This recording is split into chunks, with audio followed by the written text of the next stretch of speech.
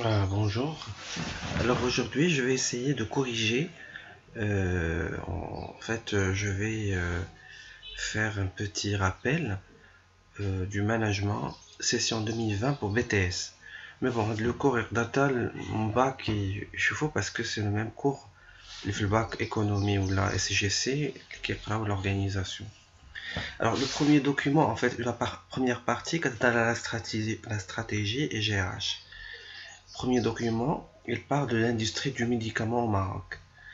Donc, alors le texte on crash kamel, mais en général le texte il parle que l'industrie ديال الدواء في المغرب s'est développée au lendemain de l'indépendance. Le Maroc il a décidé de produire ses propres médicaments. À partir de 1965, une circulaire du ministère de la Santé impose la fabrication locale progressive de différentes quantités consommées on nécessite une technologie en fait progressive de différentes formes pharmaceutiques. Le ministère n'a de l'importation que les produits qui sont vraiment la technologie très coûteuse. Le résultat est plus satisfaisant. Il y avait la croissance des secteurs a été régulièrement très élevée, avec un taux de croissance de plus de 10% par an. Alors que le Maroc ne comptait que 8 unités en 1965, actuellement on est avec 25 dans les années 80 et 46 dans 2018. Donc il y a un développement spectaculaire le développement du secteur. Les sites de production vont continuer à augmenter, notamment avec les futurs investisseurs. L'investisseur, des investissements marocains et étrangers, notamment le fonds d'investissement Emirati Abraj. Dans le cadre le fonds investit dans le secteur des médicaments au Maroc. Le fait que la filière de la production des médicaments soit structurée en écosystème permettant d'autant mieux son développement, autrement dit, la facilité d'approvisionnement des entreprises de cette industrie a eu un impact positif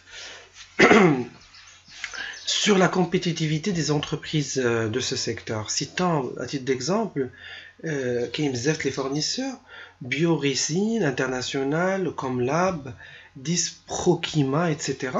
Ce sont les fournisseurs qui vont permettre d'approvisionner les laboratoires pharmaceutiques. En ce qui concerne les débouchés, c'est-à-dire les clients, 75 000 médicaments sont vendus aux pharmacies contre 25% aux services hospitaliers. Bien que le marché de médicaments soit porteur, il connaît justement la concurrence des spécialistes d'herboristerie, les Human Machabat, ou l'industrie de l'homéopathique. D'accord. Voilà, le premier document, il parle de ça. Alors, je vois les questions. Le premier document. Voilà, on directement. Donc, là. C'est à partir du premier document. Là, je vais essayer de répondre à l'ensemble des questions dès le premier document. Et j'arrête la vidéo et je me construis. En bas, j'enchaîne pour la vidéo TNI pour continuer le travail. Définir les expressions soulignées. Les expressions dans le texte qui est une deux, qui a filière et approvisionnement. Alors, filière c'est quoi? Filière c'est l'ensemble des activités complémentaires qui permettent de produire un produit fini.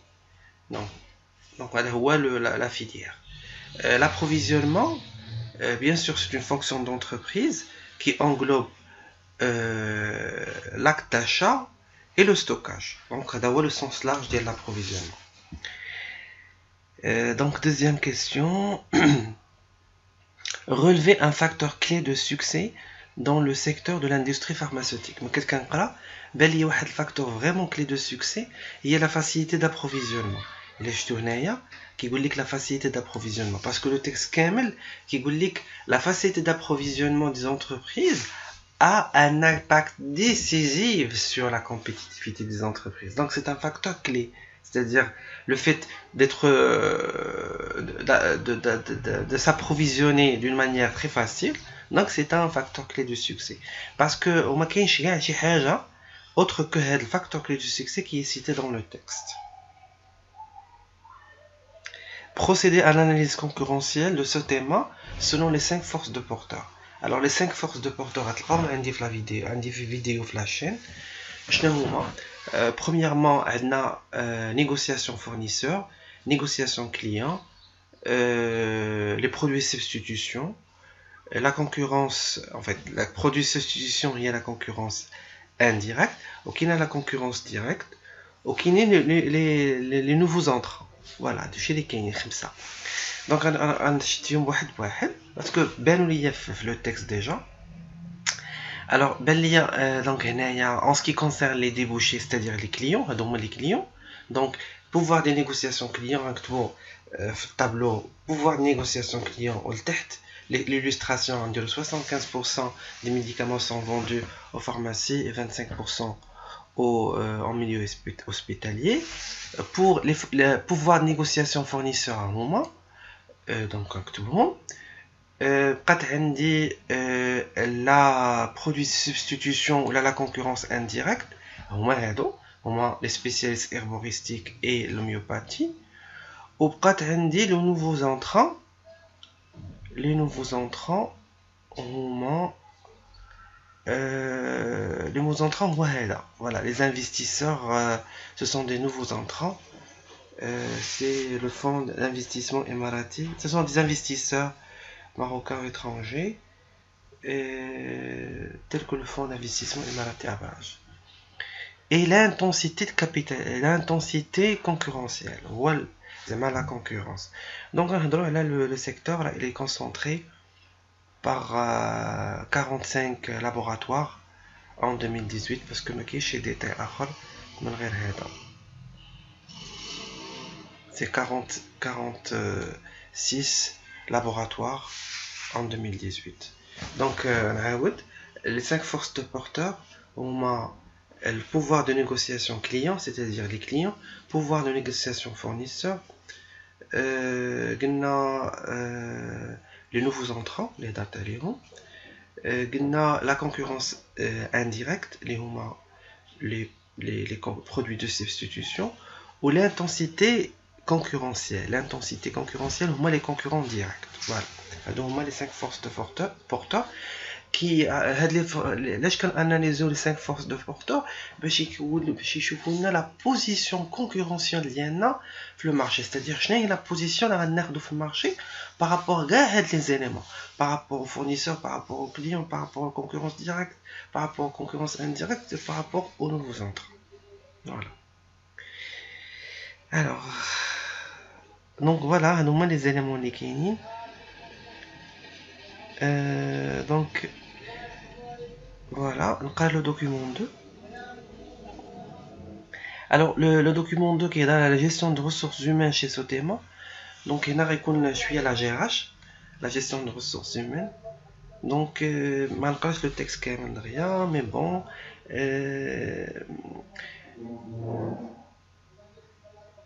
قال لك هنايا نخليكم تقراو parce que يكون déjà عندكم. Afin de consolider sa position sur le marché, Sotema accorde un intérêt particulier à la gestion de ses ressources humaines en matière de recrutement. Les besoins concernant tous les profils, mais deviennent plus insistants qu'il s'agit de profils spécifiques comme les pharmaciens industriels, les ingénieurs, les commerciaux, les techniciens pharmaceutiques. Ces profils sont presque inexistants sur le marché d'emploi. Aujourd'hui, pour combler ces besoins, Sotema procède au recrutement des profils non spécialisés qui, grâce à d'importants efforts de formation et d'encadrement, passant au stade de spécialisation. Donc il y a des profils non spécialisés parce que mais qu'il y a des profils qui ont une formation parce qu'ils sont spécialisés. Outre le développement des managers se fait par des programmes de formation continue étalés sur une durée d'une semaine par semestre. Donc là c'est un élément de plan de formation. Et la durée il y a une semaine par semestre. À cet effet, elle a lancé en 2018 le programme Manager and Coach destiné à former les bénéficiaires, le moins 120 cadres de l'entreprise, notamment les pharmaciens, les ingénieurs et autres. Ce programme insiste sur un mode de gestion très présent dans la société qu'il faut formaliser davantage, à savoir que les managers doivent entretenir des rapports de confiance avec leurs subordonnés. Parce que là, le style de commandement, qui commandent les managers, wesh, et les autoritaires, wesh, et les consultatifs, et les participatifs, etc. Donc, il y en a bien ou l'IA. Alors, on a les questions, wesh, la partie. Identifier le métier de l'entreprise. Le métier, c'est la production et la commercialisation des médicaments. Relever les éléments du plan de formation, parce que le plan de formation fait un certain nombre d'éléments. Alors, rappelez, c'est quoi? Le plan de formation, c'est un document qui synthétise le processus de formation et les étapes de formation, que l'entreprise doit réaliser au profit de ses collaborateurs. Le plan, fait l'objectif, fait la durée de formation, fait les bénéficiaires, fait les programmes d'action, fait le suivi et fait le programme d'action, fait les moyens matériels et humains nécessaires pour la formation et fait l'évaluation. Si quelqu'un fait le plan de formation, donc on le texte, on le texte lié les bénéficiaires, ou bien lié la durée, ou bien lié le programme. Donc le programme c'est un management and coach. Il y a le bénéficiaire 124. Il y a aussi la durée qui est une semaine par semestre. Voilà. Dégager le style de commandement selon Likert adopté par ce thème. Alors Likert, le monsieur qui a essayé de travailler sur l'environnement de l'entreprise pour augmenter la production ou la productivité au niveau de l'entreprise. Le style de commandement, c'est-à-dire qui commande les collaborateurs, a un élément déterminant sur la motivation et sur l'envie de travail. Où il a distingué entre un certain nombre, généralement les styles de commandement. أول حاجة autoritaire, c'est-à-dire basé sur l'autorité. كاين عندنا paternaliste qui يكون واحد شاد كل شيء ولكن شوية كاينة la délégation de pouvoir. كاينة démocratique, كاينة la délégation de pouvoir qui est limitée ou كاينة la confiance. Mais اللي هو مهم هو le style de commandement participatif ou la consultatif. Le style de commandement اللي كتعطي l'autonomie pour les collaborateurs, la confiance ou le partage de tout. لأن من شفنا le texte قال لك هنا la prise de décision. Alors ces derniers, les collaborateurs, soient consultés avant la prise de décision. C'est-à-dire ils sont consultés dans toutes les décisions prises par l'entreprise. Donc là, c'est un style de commandement qui est participatif par excellence. L'âge machine démocratique, une partie des décisions sont centralisées par certains managers et ne sont pas déléguées aux collaborateurs. Donc, la bonne une décision, c'est le top management. Et donc, mettre en évidence à partir du document 2 la contrainte à laquelle est confronté ce thème en matière de recrutement.